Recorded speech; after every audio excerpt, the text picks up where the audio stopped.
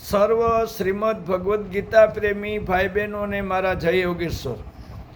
આજ તારીખ 4/5/26ના રોજ ગીતા સૂત્ર વિડીયો નંબર 51 છે. ગીતાનો શ્રી કૃષ્ણ અર્જુન સંવાદ એટલે ઉત્તિષ્ઠ અને કરીશ્ય ના બે બિંદુઓ વચ્ચે વહેતી ગીતા શા માટે ઊભા થવાનું કહે છે અને શું કરવા અર્જુન વચન આપે છે તે વિશે તરેના અનુમાનો આજ સુધી થતા રહ્યા છે.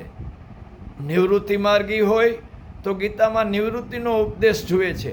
પ્રવૃત્તિ માર્ગી હોય તો એને પદે પદે ગીતામાં પ્રવૃત્તિના જ દર્શન થાય છે. ભક્તિ માર્ગવાળા માને છે ગીતા ભક્ત બનવાની હાકલ કરે છે. યોગ માર્ગી એમ સમજે છે કે ગીતા પોતાના માટે યોગ માર્ગનો સંકેત આપે છે. આમ ગીતા સાધકને કયે માર્ગે લઈ જવા માગે છે એ વિશે ભલે મતભેદ હોય, પણ એક વાતમાં તો સૌનો મત એક સરખો જ છે કે ગીતા જીવાત્માને પોતાનો ઉદ્ધાર કરવાનો આદેશ આપે છે.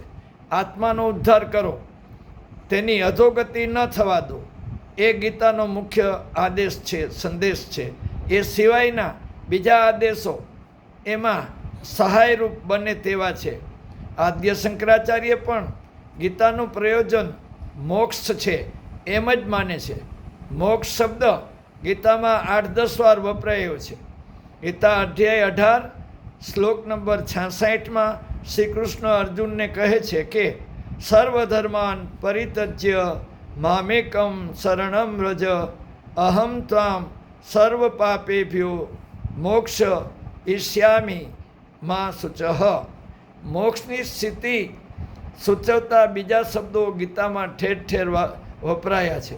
પરમ સ્થાન, પરમ પદ, પરમ ગતિ, પરમ સિદ્ધિ, શાશ્વત શાંતિ, અનામય, અવ્યય પદ, અમૃતત્વ, બ્રાહ્મી સિદ્ધિ, બ્રાહ્મીભૂત, બ્રહ્મનો સંસ્પર્શ પામવો, બ્રહ્મગતિ, બ્રહ્મ નિર્વાણ જેવા શબ્દો દ્વારા એ સ્થિતિને સમજાવવાનો ગીતા પ્રયત્ન કરે છે.